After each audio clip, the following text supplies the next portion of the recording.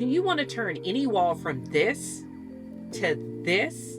Well, you can using this, this, and this. Stay tuned. Here's a nifty tip for you DIYers. If you cut the tip off of the caulking tube, just plug it back into the end. It'll keep your caulk from drying out.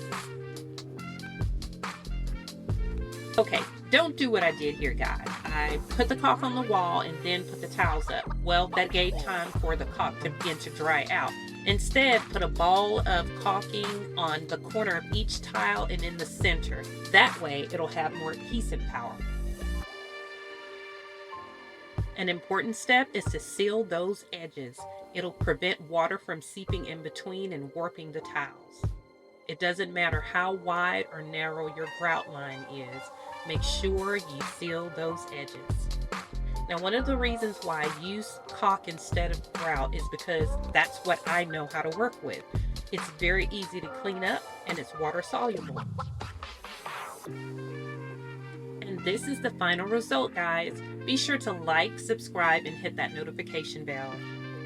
I completed this project in June of 2022, and this is how it still looks today. Still looks nice and brand new. Thanks for watching.